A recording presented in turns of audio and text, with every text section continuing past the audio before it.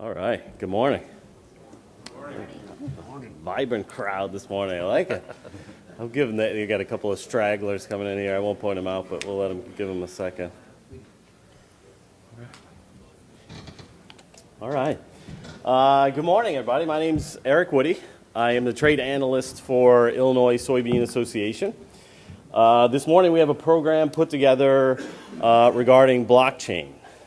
So just out of curiosity to get a kind of a read on the crowd here, I'm curious, before everybody came in here, feel like they had a good sense of what blockchain is? All right, nice. Well, maybe you guys should be up here. I think that should work a little better. I'm excited to be here. This is a really kind of hot topic for the last couple of years. It's actually a technology that's been sort of in existence for around 10 years. These guys will be able to explain that a whole lot better than me. But we really see that it's making its way into agriculture at a real strong level, and we want to discuss it. We want to make it really clear how we see the impacts potentially for agriculture. So I'm not going to spend a whole lot of time. I am the moderator, so that means I'm just here kind of smiling and guiding all the conversation. So the easy part is on my hands. These guys have a tough job. So we'll get into it here. So Illinois Soybean Association Checkoff has brought together this panel. I think you guys are going to really enjoy it. We have some really good information to share. Really clearly, simply, we see a great deal of value in blockchain as it will impact agriculture moving forward. So there's going to be some great examples here that these guys will be able to share. I'm really excited about it.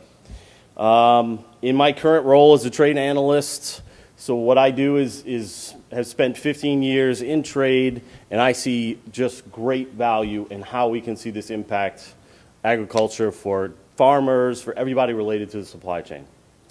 So what we're going to do today is share some of our experiences that relates to blockchain and talk about the real value it can bring to farmers.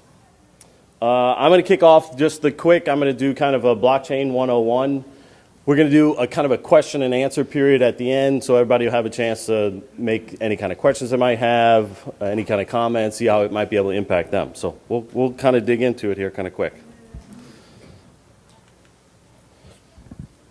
All right, so first of all, I want to kind of eliminate a few misconceptions. There's some that I probably had initially thinking that, I think the real easy one that a lot of people think is that blockchain is Bitcoin. They're the same thing, they're equal, when in reality they are not.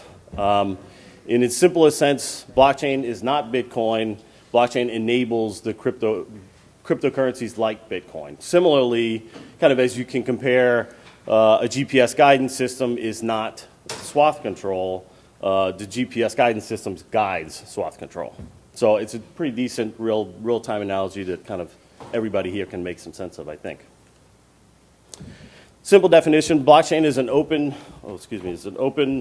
distributed ledger that can record transactions between two parties efficiently and in a verifiable and permanent way. So that'll make a bit more sense as we talk through here.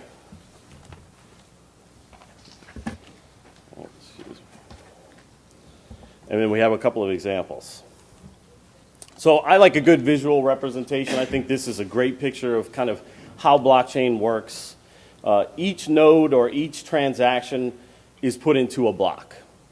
And from there, each transaction that occurs, it's added to the block, which creates the chain.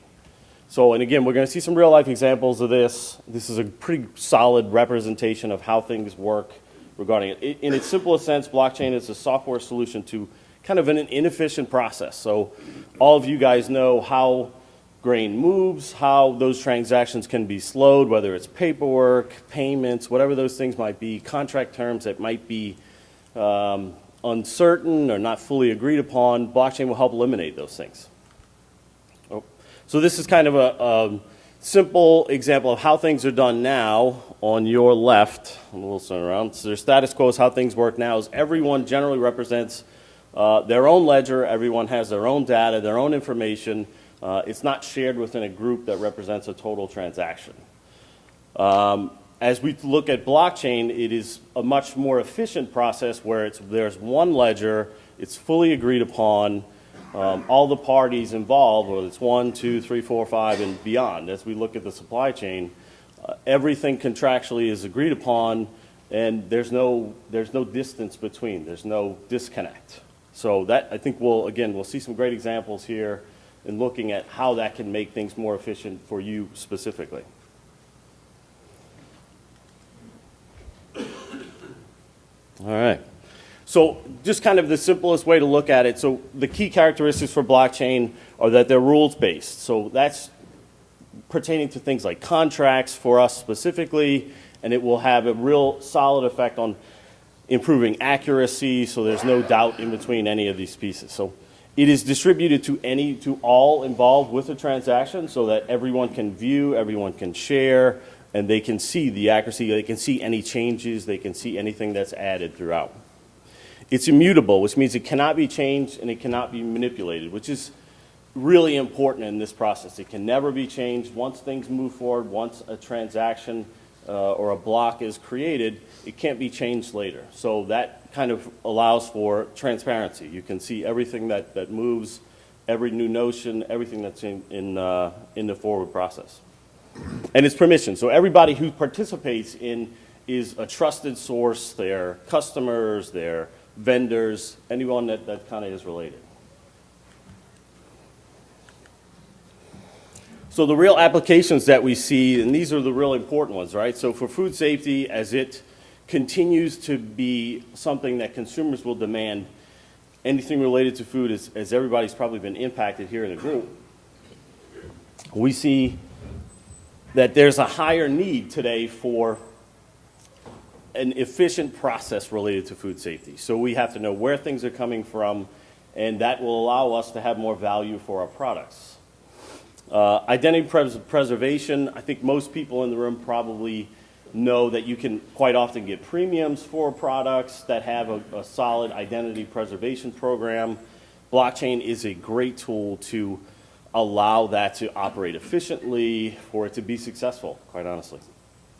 Everybody knows about sustainable practices here.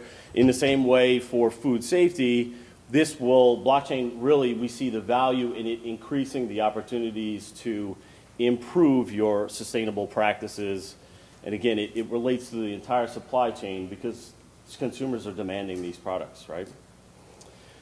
And as we see a little bit more now, and there's some great examples that I think Louis will share in particular, there's payment and contracts that will be improved in his most efficient process, right? So we also often have delays with documentation. We have delays with payments. We see blockchain as a really fantastic way to eliminate those delays, to increase our efficiencies, and inevitably make more money. All right. So that's kind of the simplest, easy explanation. I can jump into a little bit there. I'm going to introduce our first expert. It is Mark Pryor. Oh, excuse me. All right. All right, Mark Pryor is the chairman and... Oh. Is it too loud? No, I'm going to fix it. Keep going. Oh, she's going to stand. Okay. All right, I'm going to introduce our first expert here. Mark Pryor is the current chairman and CEO of The Seam. The Seam created its first online anonymous exchange for cotton. The company started in 2000 and since then has leveraged its software and application development expertise in agriculture to expand into other commodity segments. Those include peanuts, cocoa, coffee, and grains. Since 2017, Pryor has been spearheading the company's creation of a blockchain consortium to improve cotton supply chain. So without further ado, I'll introduce Mark. You guys give him a good round of applause. Come on up.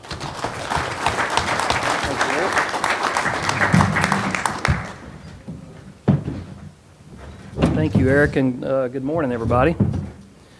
We were trying to get this session changed to bacon, biscuits, and blockchain because it's early. You got to get the excitement going here. But thank you for coming.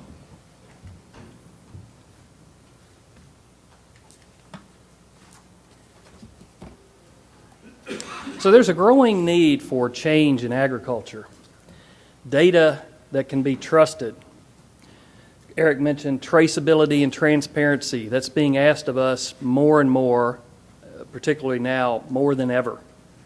And operational efficiency. We're all being asked to do more with less, and we're operating under razor-thin margins. I'm speaking to things that you all know very well. So we're being asked to prove information. It's no longer saying, take my word for it. You have to prove, have supporting data to verify or justify your claims, whether that be for sustainable agriculture, food safety, or whatnot. And this is driven by several things. As I mentioned, sustainability is one major area that is being focused on here. You have to convey your farming practices in a way that's neutral, in a way that's tamper-proof. And this technology becomes very interesting with that. Food safety. There isn't a day that goes by that you don't see an outbreak. And these outbreaks are broad sweeping recalls. And that impacts you because you get the ding and you're in the same bucket with everybody else because there's not an easy way to validate and verify the activities throughout the supply chain. Where did it come from? We don't know, so let's recall everything. There's also an interesting demand from the consumer, actually, for fiber authenticity.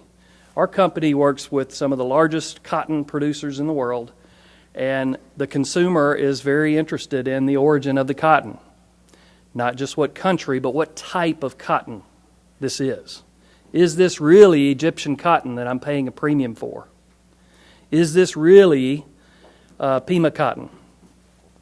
And organic. Organic is another interesting area. I use this jokingly, but this is an interesting thing. There's actually more organic vegetables that are sold than actually produced. Go figure.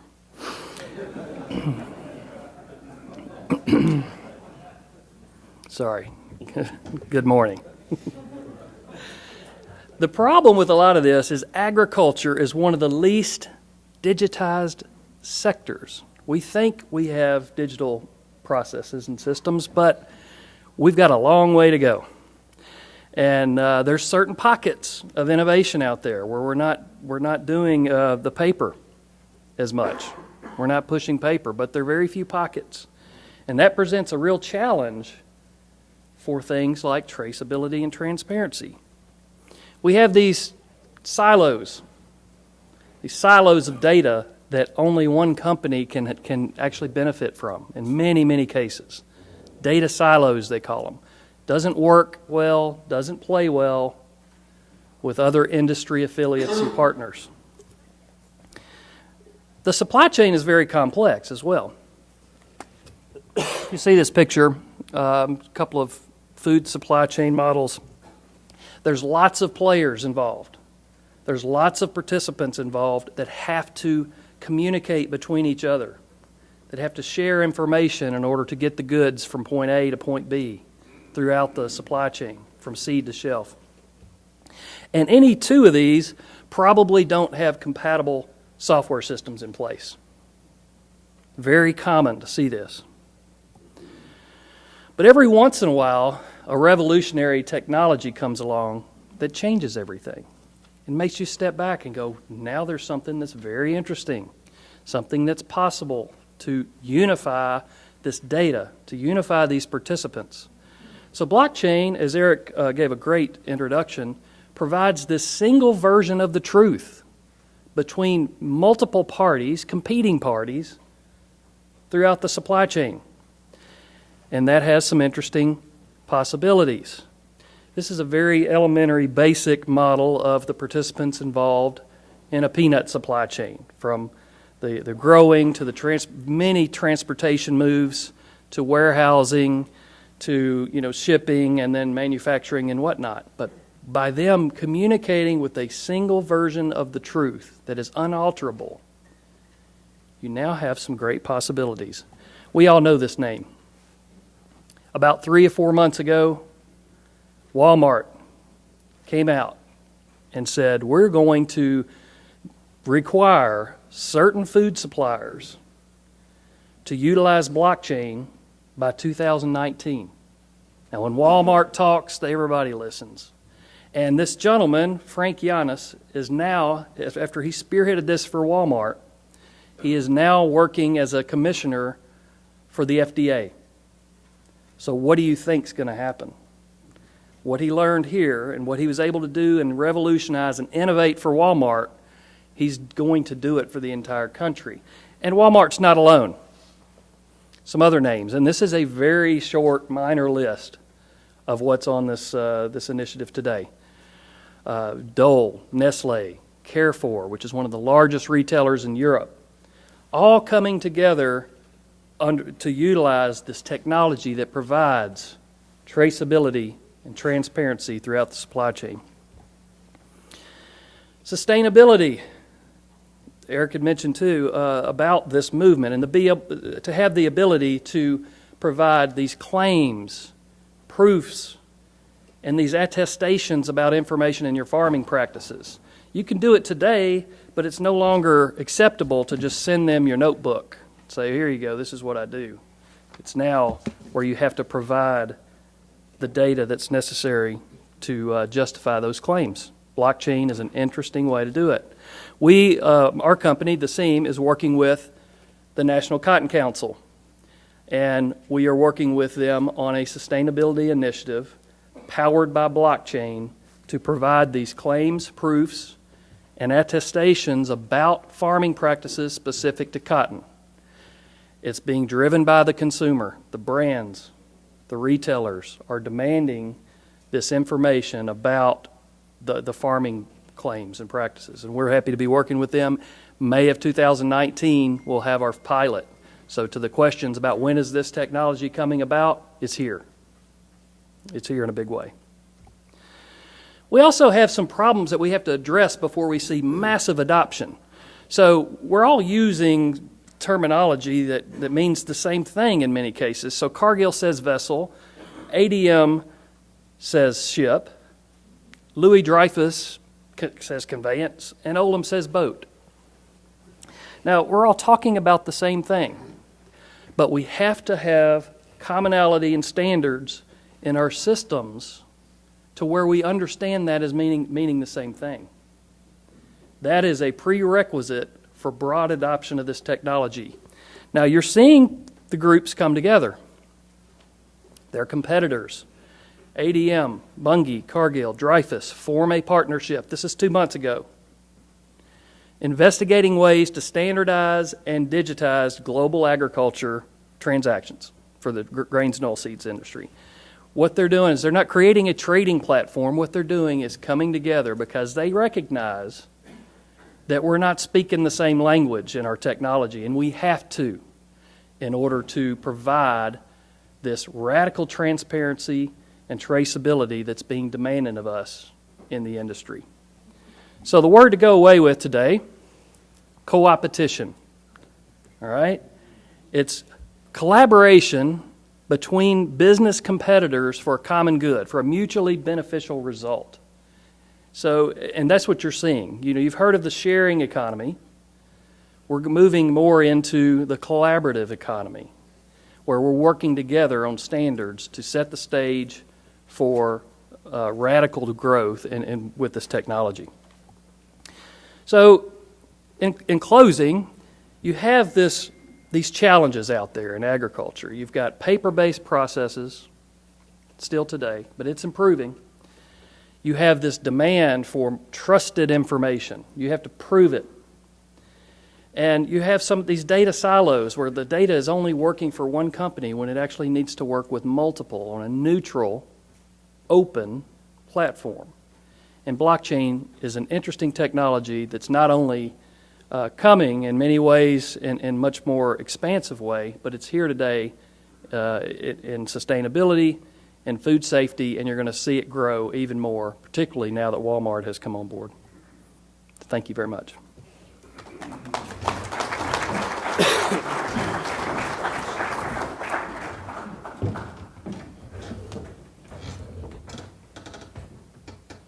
All right, that's fantastic. That's such a great look at kind of why we're here, right? So things like the ABCs sort of getting together kind of changes things, right? That will impact the industry for all of us. What we see, I was actually at a dinner last night, and we were talking kind of just generally about why certain things don't work, particularly as it relates to trade. And quite simply, as a trader for 15 years, you don't share agendas quite often that much with other people. Blockchain kind of brings that together. It forces those conversations a little bit more, particularly if in the end they're going to make more money, the efficiencies are there, and quite simply the same pressures are being put on the ABCDs to demand products that are sustainable, that we know where they come from. So the market is demanding this, and we're getting closer. As Mark mentioned, we're here. So we're excited about where we're going. All right, next, we're going to jump into our next speaker. Our next speaker is Luis Macias. He's the CEO of GrainChain. Macias is the momentum behind the comprehensive platform that modernizes the agriculture ecosystem and tracks farm goods from field to financial markets. He does this by utilizing blockchain technology. GrainChain provides instant payment to suppliers and farmers, immediate access of commodities to buyers. Macias has led the design of many successful enterprises throughout his career within the government, within insurance and agriculture sectors. We're happy to have Luis here. He and I spoke a little bit before. This is really exciting. You'll see some real world examples of how this can impact you guys, I think, today. So please welcome Luis.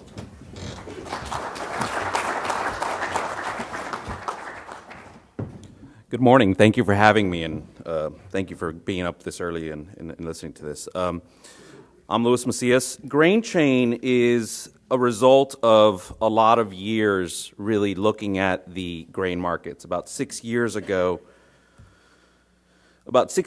we started with a product that managed grain elevators, that inventoried what was coming in, digitized the process of the ticket creation system, the scales, connected directly with a lot of the humidity devices, the protein devices, and tank sensors.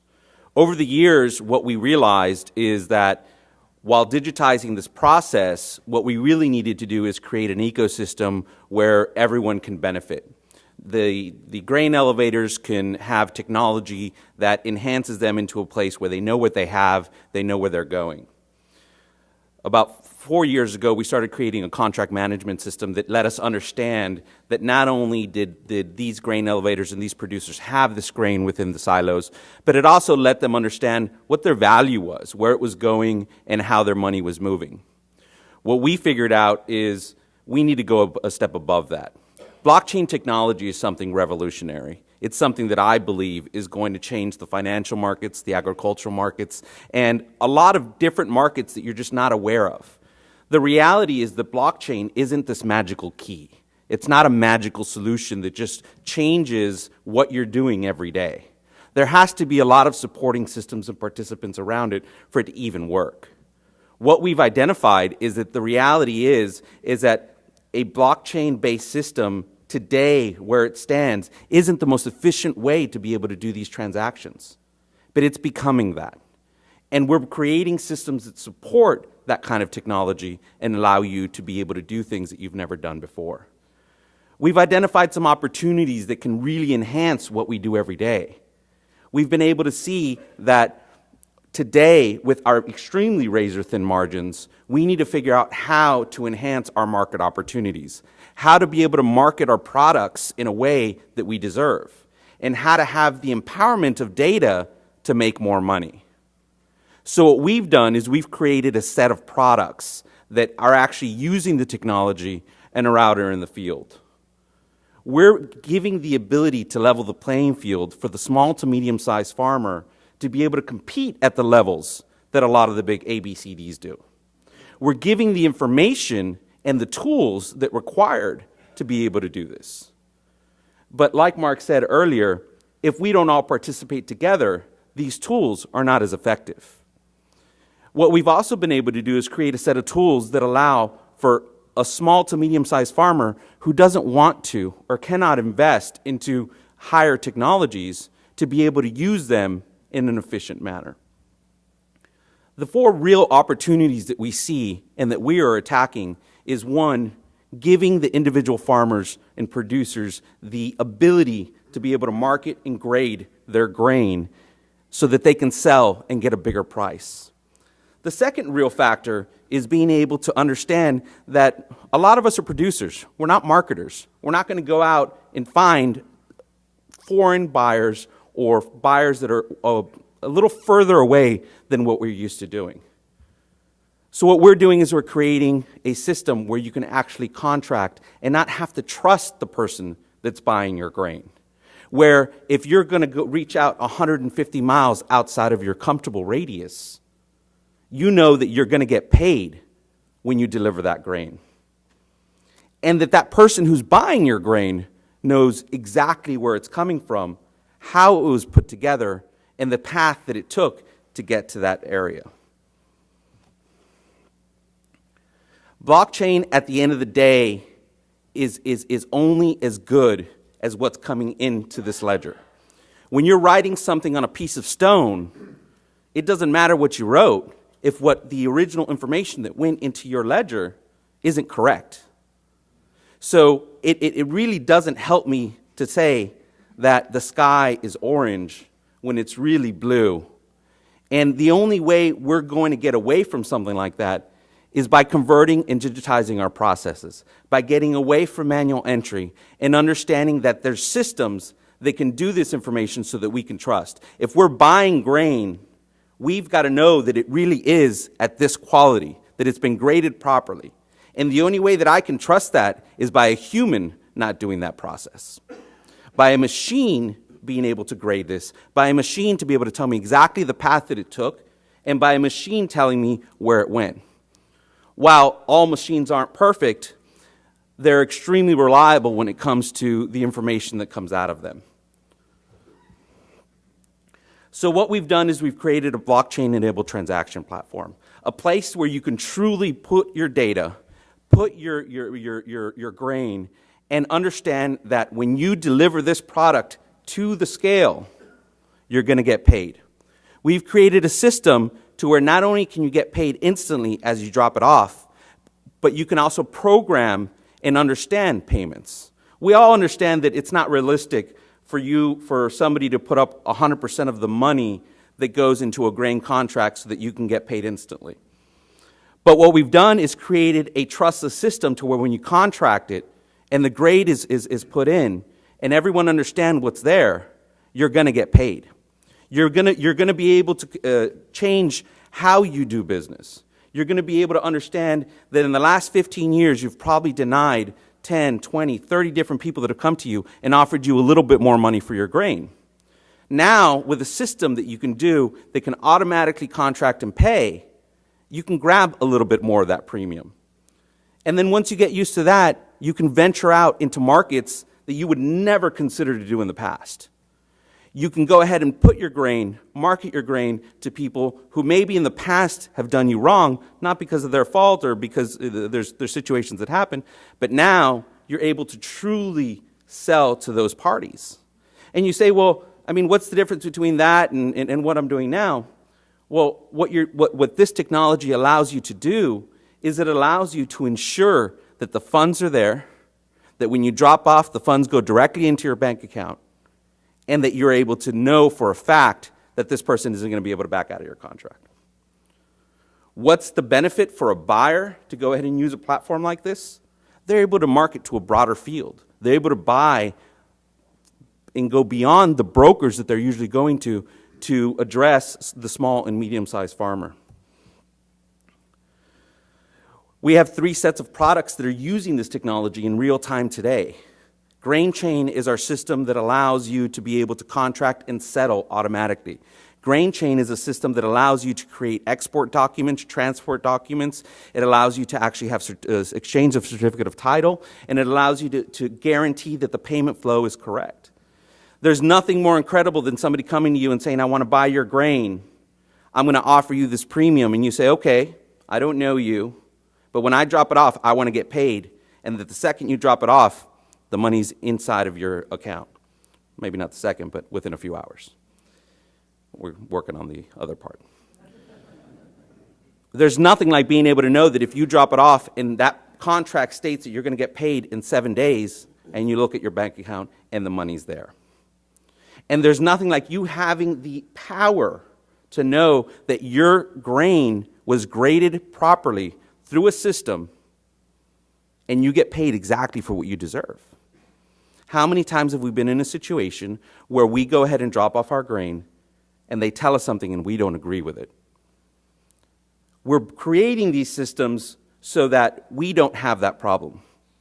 The combination of our three systems create an elevator that has almost 99% data entered by systems and not people. There is no data entry. How are we creating this? Our final system is called Harvex, and it's a logistics management system. And what that does is it guarantees that the data that's in our ledger is correct. This system not only manages the trucks that are going out to your field, it tracks where they went, where they picked up. We geofence what goes, all of your different farms, and it knows that it picked up from lot 23. And when it gets to lot 23, your field manager is able to confirm that it's lot 23 and it's owned by these 4 different parties. So when that truck leaves the field, you know exactly the path that it took and where it went. And when it gets to the grain elevator, it gives that information directly into the system. We've avoided entering in where it came from. We've avoided entering who took it and the path that it took. We know all the trucks that it went into and the bins that it went into. So now we have this authentic set of data that will go into our ledger and will truly show us where it came from. Why would the drivers use this? This platform is a method of payment for the driver. It is how you're going to pay your logistics. It's how you're going to call new trucks. It's how you're going to maintain your trucks. But what we're doing really is ensuring not only that our data is correct, not ensuring that our drivers are participating, and it's ensuring that I can go back and when I'm selling to my customer, I can assure them that the data is correct. Humans are not entering in this data. Humans are not participating. What it ends up happening is at the end of the day, we have an infrastructure that really changes the way we're doing things. We're tracking it directly from the field. We're understanding what this information is. We're having machines track and grade our grain, and we're having machines trigger the payments. Your back office isn't a person writing checks anymore and understanding accounting. They're just running reports and authenticating what went out and the payments that went out and how they went out. You're creating a full settlement system where you don't have to trust both ends, where you can work with everyone around you, and you can feed the end user the data. We've got customers right now who are going from the very, very field all the way to the end producers, where we can track that data and show. So when that tortilla chip goes in your mouth, you can authentically know where it came from because a machine wrote all this information down and it's accessible. And that tortilla chip manufacturer paid for that grain in a very efficient manner. And that elevator paid all of its participants in a very efficient manner. And that truck driver got paid instantly when he dropped off his corn. And that farmer knows where his corn went, the path that it took, how he got paid. And this process happened the same day instead of 21 days later. What we're looking at is a set of technologies that will only enhance the way you do business, that will only help you. What we have to do is embrace the technology and understand that this technology is something that has to participate with everyone in the industry, and everyone has to understand that it is coming. So if we absorb this technology, we can have a little bit better angle in the playing field. We can level things out, and we can participate the way some of the big guys have in the past. Thank you very much. It's Grain Chain.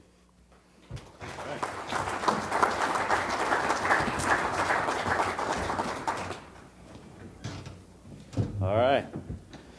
I don't know about you guys, but I'm in. If you're improving logistical circumstances, making them more efficient, you're paying more timely, and you're making more money, I'm a pretty simple guy. I'm definitely in for that. That's as easy as it gets for me. I know it's a complex set of circumstances, or at least it's kind of viewed that way. But in its simplest sense, what we're talking about here makes it pretty intriguing. I think we can all kind of see some of the potential advantages here pretty easily. All right, on to the next. This will probably be your favorite guy up here, our farmer member.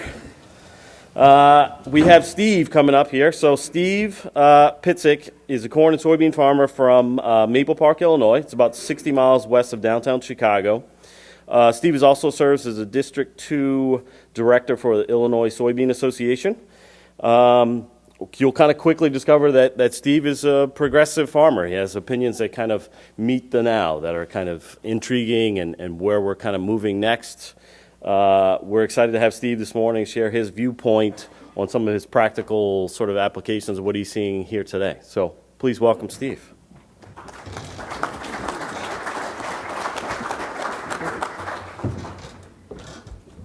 Good morning. So I'm the farmer guy. I'm the guy at the end of the grain chain. So trying to figure out where this applies and how we can use it. It kind of all fits into the ag tech space. Ag tech has been around since about 2012. And it's a space that's become very cluttered with stuff, and we're trying to figure out where the value is, what we can do with this stuff. If you think back, before ag tech, precision ag was the big word. And if you go back to about the 91, 92, 30 years ago, maybe somebody was in this same commodity classic meeting talking about GPS. And at that time, GPS was foreign to all of us, just like blockchain is. What do we do with GPS? At that time, we had no idea that it might be driving our tractors. We'd have a phone that was in our pocket that would tell us where we're at, where we're going, what the traffic is. We had no idea. Those things kind of came afterwards, but the concept was there. And that's kind of where we're at today with the blockchain. I've been looking at it for 2 years. I don't know where it's going to work for me.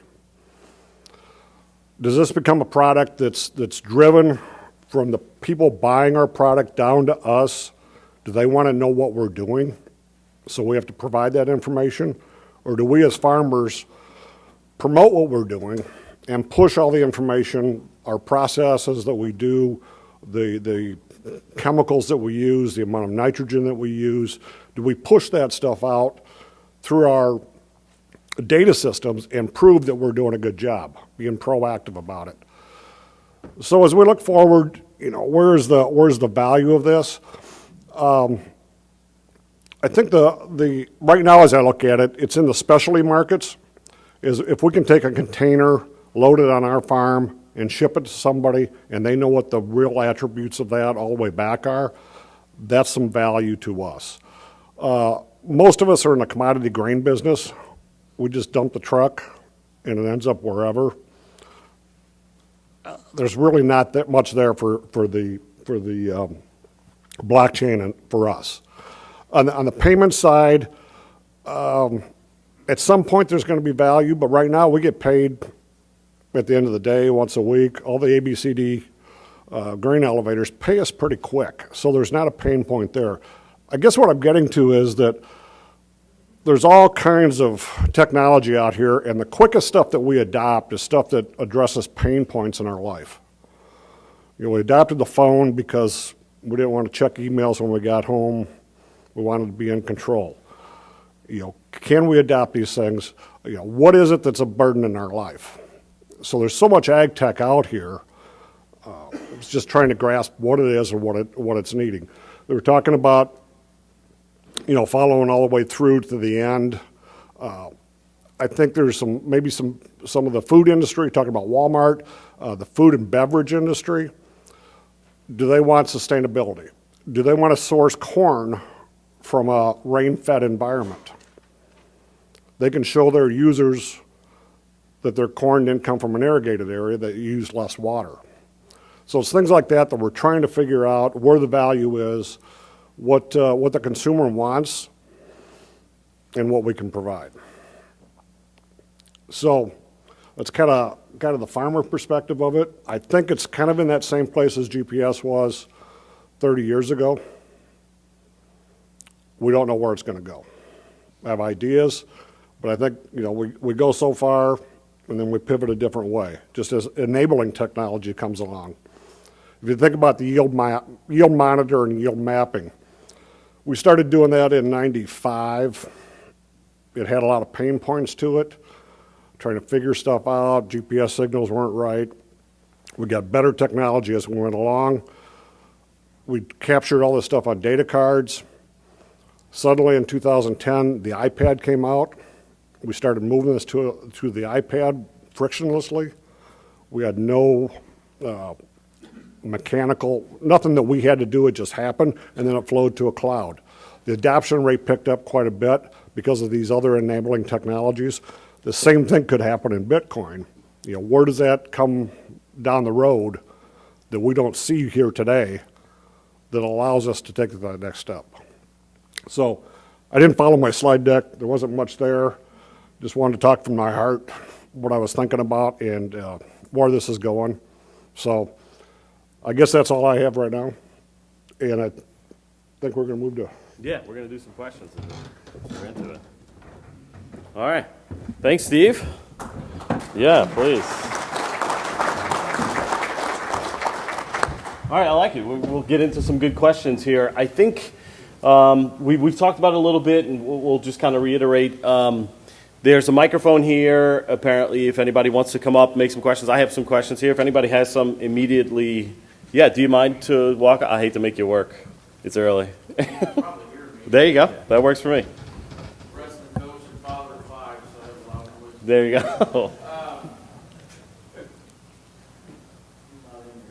I texted my father-in-law before I came in here, and he said it's fake money. That's not correct, apparently, right? Well, any of you guys want to tackle that's fake Yeah, money? no, I'm happy to speak to this. I think, There we go. as Eric was pointing out in the beginning, we have to look at this as two different things. So you've got Bitcoin, which is cryptocurrency, and then you have blockchain, which is the technology that makes cryptocurrency possible. And most of what we've talked about here is more of the foundational technology that makes Bitcoin possible, not necessarily the Bitcoin piece itself. So, but to the point on cryptocurrency, is it fake money? I'd have to say, it's not. I mean, I think that there's a real strong movement towards digitizing cash. And what do I mean by that? So you've got Bitcoin and you've got these other cryptocurrencies. It's been very volatile. The price changing from $700 for one Bitcoin to $20,000 to about $4,000 today. So it's just kind of all over the place. And as a technologist, the dream early on was we finally are going to have this programmable money. But you really can't use something that doesn't maintain its purchasing power. You can't go and buy a cup of coffee with Bitcoin. It just doesn't make sense. So what is going on now in the space, speaking to the cryptocurrency side, is there's cryptocurrency now that's pegged to the US dollar. So you maintain your purchasing power. So it's one-to-one. It's as if you have an electronic dollar. And that has some really cool possibilities with things like instant settlement and payment, because now you can say, sure, I'll take this cryptocurrency because I know what I get today will maintain its value over time, much like a dollar bill will. And so that's where we're going, but I'd like to just point out and back up what Eric was saying. There are two different kind of ideas here. The technology that makes that possible, this open, decentralized model for cash, is what we're seeing in agriculture to drive some of our innovations in traceability and transparency. Maybe it's not currency, but it's an asset, a digitized asset, like a bale of cotton, and you can issue that asset electronically and be able to trade that amongst parties. It's very, very interesting what the technology is about to do. And then my second half question was the grain chain. That sounds very interesting to me. But like you said, we're the farmer that I dump it in a truck. The truck goes to the bin or the town. But what I see maybe happening is someday, if I don't have the grain chain or whatever it's called, that some of our customers aren't going to be able to see that, okay, I want this guy's because it's got this. And, like we take pride in taking some of the cleanest corn in town. The guy that's dumping the trucks says, boy, I sure like dumping your trucks because it doesn't have all those cobs and stuff in it. Yeah, I think that's going to be a way to sell it because this guy's going to be able to say, well, look at this guy. He's always growing good stuff. yeah. I think at one point you've got to be paid for what you have. You've got to be recognized for the quality of work that you do. I think that this technology and the things that we're producing is not just about everything is, if it ain't broke, don't fix it. I think what we're trying to do is we're trying to enhance and bring more dollars to your pocket instead of it going to the people that do recognize the quality. So, one day when you're selling and you're not using Grain Chain and a few others are, and they're getting a premium for what they have because you work really hard and you have a great product, you're going to understand the value in that. But not only that, I think that the market today is a very comfortable, it's not comfortable because we have our ups and downs and our razor thin margins, but we're used to doing the same thing. We're used to selling to the same people, and we're used to doing the same thing we have for the last 40 years. I think you start recognizing the value of these products when you leave your comfort zone, but you still get the quality and the process you get by paying these brokers to do your job. So I think what you'll see in the future is I want to get recognized for the quality of I have, and I can prove it. I'm not just telling you. It's here. It's in records. And I want to be able to sell to somebody who's willing to pay for that quality. Yeah, that's a great point. I can say traveling, what you've seen particularly is a lot of trends moving from Europe in this direction, that where you mentioned there's going to be expectations for what you can show directly from where products are coming from, how they're being made. That's a very evident trend that you can see. And like you said, if the expectation's there, then you'll probably see more folks get on board. So I wanted, before we jump to one, there's a couple of questions here I wanted to jump to kind of quick. Mark and Lewis, if you have some kind of responses to Steve, right? So I think this is kind of a really great subject. Steve, thanks for taking the time to come up. What we really want to talk about is the practical notions that concern farmers. I agree completely with Steve. Unless it's impacting them financially, from a frustration, time, whatever that might be, how can this be improved? Yeah, I'll go first and then hand it over to Lewis. So the question is, well, how does this help me as a farmer? It just like the same question you may have asked yourself in the late 90s, how's this internet thing going to help me? And really, the efficiency is a major one. There's so much in the cost of reconciling the trade between all of those parties throughout the supply chain. And by bringing some radical efficiency to that, the hope is that trickle-down benefit will come back to the farmer. That's one. There's also a crisis out there with data privacy, data security, right? You have a lot of information on your farm. You're sending all this information from your tractors, or you're keeping up with all this information. You don't want people to just take your information and use it any way they want. And this technology has real promise for data privacy, data security, something called self-sovereignty, where you're in control of the data itself. And we've only touched on a few pieces of this with what we see applications for, but there are many, many others, and those are just two areas that I see that will directly benefit the farmer. Yeah, and I agree. It's difficult to grasp and say, how can we use this today? How can, all of this looks nice and flashy, but how does it really apply to me as a grain farmer who pulls a bunch of stuff, puts it in a bin, mixes it up, usually probably doesn't grade it 100% and sells it because it's contracted at this rate? I think the difference is being able to not only know what you have, the difference is being able to truly make your operational efficiency to where you're handling your trucks, you're moving your inventory, you're seeing it instantly as it's coming in, and maybe you're making different decisions on how you're harvesting your product because you instantly know what the quality is and where it's going. Maybe it's too moist, maybe it's moving around. As far as settlement and financial, I know that in the U.S.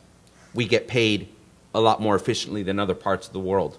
But one of the reasons why we do is because we're selling to the same people that we know. We're not going outside of our comfort zone and selling to some of the people we'd probably never sell to in the past. What we're trying to do is produce technologies that allow you to do that. In the past, you probably weren't able to do it because maybe you didn't have the grading equipment. Maybe you didn't have the time because you're there to farm. You're not there to market. But if you're able to harness some of these technologies, you're able to truly show what you're worth and get what you're worth a lot easier in a lot more in a much more efficient manner. I think that we're in a great time where investment in agricultural technology is tremendous. There's a lot of parties that are in agriculture and out of agriculture who want to be able to improve how we produce our food and where it comes from. And while it may take time for one person to see the technology, we'll start seeing co-ops and groups and associations harness this technology and educate everyone on how to really use it and how to apply it to my farm. How is this going to make me more money at the end of the day or make my life a lot easier? Yeah, great points. We're going to push on to some questions. I will say Lewis has some pretty current practical experience with what Steve described now, trucks, right? That's what we deal in every day. So I think maybe he's going to stick around. We'll coerce him to, if not. And if you guys want to chat about some of those specifically, that'd be great. I want to jump to a few more questions. I think there's a gentleman there with the microphone. Uh-oh. How is it determined which type of cryptocurrency is created through the use of blockchain? You mentioned Bitcoin. I think there's other types. So how is it determined which one is created at the transaction? Yeah, it's a good question. There's about 1,500 cryptocurrencies out there today, give or take. So I think what's important to understand is that the technology that we're using is what these cryptocurrencies use. So we're not putting cryptocurrencies into our products and giving them to you. What we're using is the ability to make transactions between two parties and not having to trust the other party. So cryptocurrency is not integrated within our technology. Cryptocurrency uses the same technology we use to do transactions and understand how things are moving back and forth. Yeah. I guess my question, though, is, at the transaction, how do you know which type of cryptocurrency is being created? In any of our systems, or what do you, it's a specific? Our systems don't use cryptocurrency. Doesn't the use of blockchain create a cryptocurrency? No. It's basically saying I'm using gasoline to run a car or burn some wood. We're using the gasoline as a tool to be able to either run a car or burn wood, but we're not using cryptocurrency to be able to power our products. And it's very important to understand cryptocurrency is the base of what we're doing. It's not, the cryptocurrency is using the base. Yeah, I was just going to say, it's kind of like the internet. So the internet is blockchain, then you've got AOL, Google, all the other things that latch onto that. So you're not being paid in a cryptocurrency. You're being paid in dollars. Blockchain is just existing here as the background vehicle. It's a great question. I'm glad you answered. I think a lot of people kind of run into that confusing. I can agree for sure. Initially, I did too. I thought they ran sort of simultaneously. So the distinction is that blockchain is sort of the technology that drives things like Bitcoin and other cryptocurrencies. I saw you had one. Yes. Okay. So, Peter Archer, a bit of preface to my question here, I guess. So, I'm in the grain elevator business, country elevator level, and I've had some opportunity, I guess, or questions about participating in some blockchain trades on some corn, just commodity corn, and I've struggled with why I should get involved with that, right? And I, to the point that I've asked the guys that were wanting me to do this, what's in it for me, and I have not come up with any sort of a reason that I should get involved with that, and like say I get the traceability thing, I get it, at the IP level sort of thing where that kind of makes sense.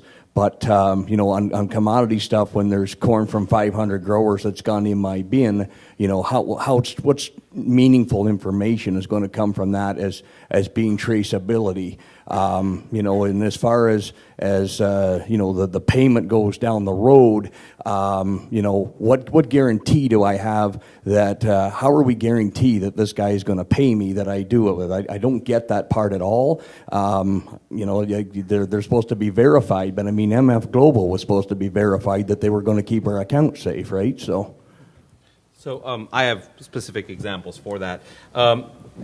Going to your second question, as far as payment and guarantees, what we're able to do using this technology is create smart contracts. And a smart contract is the ability for you to say, I'm going to buy this corn, and you're going to sell me this quality corn. What our system specifically does is it, in essence, escrows the money that transaction is participating in. So when you deliver your corn, you got a guaranteed payment. we're very aware that the market is not going to put up 100% of this money all the time. So we have a specific algorithms or instructions within that smart contract that say, you know what, I don't really trust this individual. However, I know that he's not going to put up $100,000 and let it sit in an escrow account. So we calculate how much is coming in per day, and that amount of money has to be guaranteed before the delivery is made. So that process happens within minutes. So what ends up happening in a real world example is I have a contract with somebody I really don't trust. I delivered this. It's worth $4. There's $4 in the system. You get your $4. He gets his corn. And it's doing that on a cycle. So it's doing that as it's coming up. Very similar to how you're using a credit card today. A credit card goes into the system and says, this guy has $5,000 in available credit. It goes ahead and pings it. It pulls down $100 off of that. So now you can use that much less. And it goes the process. The reason why we're able to do this is because with the blockchain technology, we're using devices that are reading this grain. They're understanding that it is the quality that was contracted. We're using devices that are reading these accounts and saying there is this amount in there, and we make the trade. You get the title, you get the money. In the past, you can create a system that did that, but you would have to trust me. And you would have to trust me to hold that money and do everything else. What we're creating is the ability that multiple parties have to agree to this transaction. It's instant and it's safe. So where you're saying, yes, we had systems in the past that are supposed to guarantee it, here there's no doubt. You can look into our ledger and see that that money's sitting there, and that when you turn it in, you're going to get paid. And you have an instant gratification because that money's in your account that minute. In the U.S., our settlement system settles actual dollars in many cases the same day. In a lot of transactions that are overseas, we're settling it by the next morning. So you already have the credits in your system, and you're seeing it in your bank account. That's the difference. And the difference is you don't have to trust me or take my word for it. You can create a contract among these two parties, and 7 other parties, and that's the cryptographic method, agree to the contract and say, that is valid, this is the right grade, there is the right money, we're exchanging. So where's your value is that you can guarantee your customers their payment. You can guarantee where it is. Now, in grain sometimes you don't really, traceability is not as important. You've got number 2 corn, it's in there, it's going out. But now you know whose corn went in. You know where a path it took. You know that there wasn't a misplacement of who owns it. You didn't track a lost truck that accidentally went to another elevator or forgot to drop off at your elevator. You're seeing benefits and efficiencies that you haven't had in the past. You know, I participate with some elevators that have thousands of trucks coming in. 1 or 2 gets lost. That doesn't happen. I've participated in elevators where they're bringing in so many loads that they accidentally give it to Mark as an owner instead of myself. And then it takes 3 weeks to figure out who really owned that corn.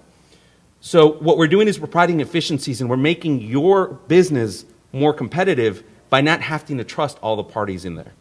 We're giving people, I'm sorry, just one more. We're giving people the ability to create smart contracts where there's pays and banks can get paid automatically, where you can understand and audit this data to when you get audited, or if there is a loss or it is the end of the year, the data's there instantly and undoubted. I was just going to say, Pete, if your dad was here 30 years ago and I was giving a speech about GPS, he would have said, who needs to drive it, let the tractor drive itself. You know, and I think this thing is evolving. We don't know exactly where it's going to go, but the potential's there for big stuff. So we got to stay on track, but it's going to kind of evolve on its own. I'm just getting old and slowly picking this stuff up. You and me both. Aren't we all? All right. I'm going to jump to a quick one here. We have a few more minutes. Maybe we'll jump to a couple of questions. I think this is a good one here. So, Steve, you had mentioned there's a market for specialty products. You see some opportunities there.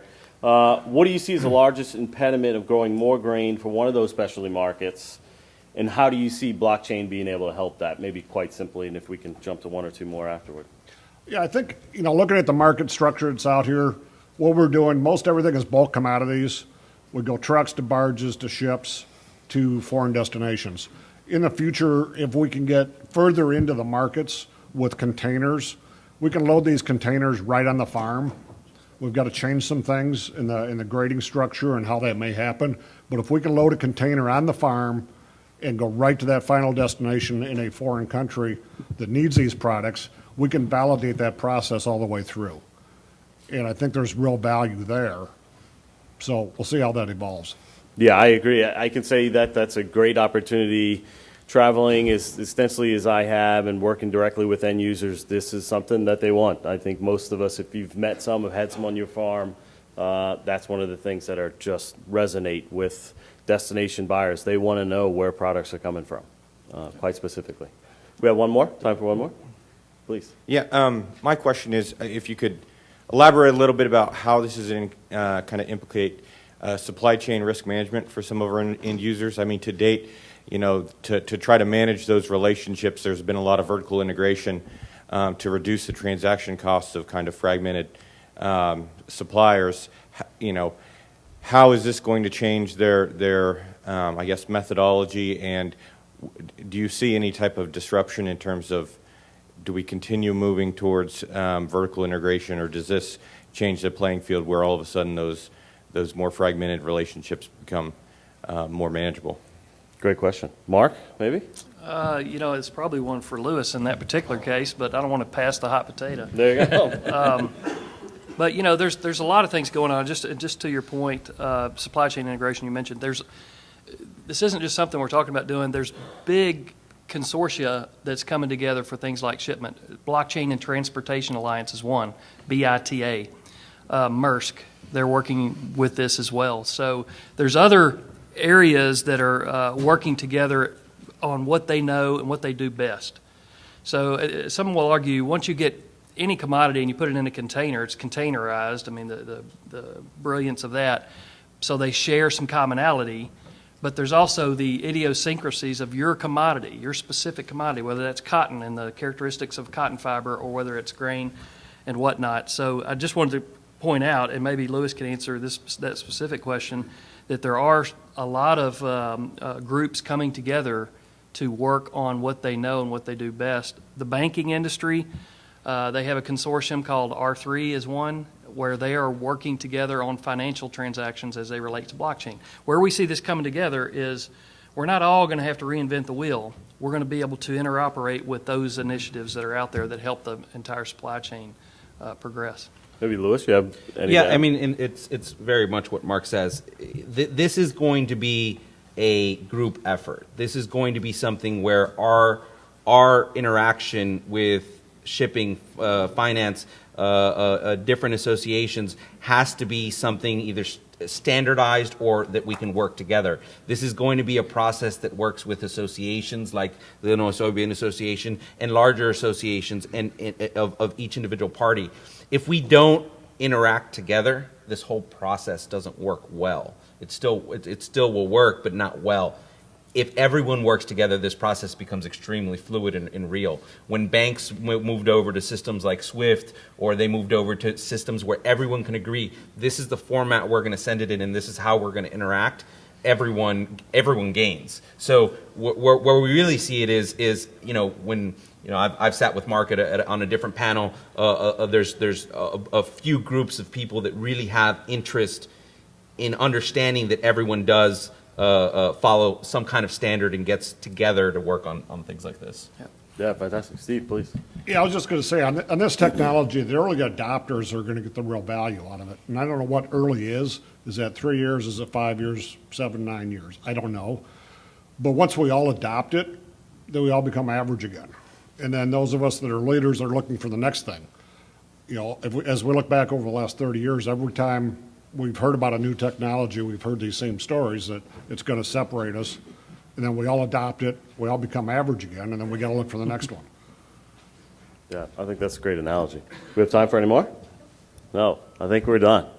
All right, so on behalf of Illinois Soybean Association, our 43,000 members in Illinois, I want to thank everybody for coming out. This is, quite honestly, my first Saturday morning at Commodity Classic. I haven't seen this early quite yet, so it's pretty great. I'm glad to be here. So thanks to the presenters Thanks to the experts here. I think they're probably going to tag along for a few extra minutes in case anybody has questions. There are some handouts outside. They're kind of one-sheeters. They kept it super nice and simple for everybody. Please take advantage. There's some great information there. If there's more questions or anybody around, we'll stick around. We'd love to chat more. So thanks, everybody, for coming out. Thank you. Thanks to all you guys.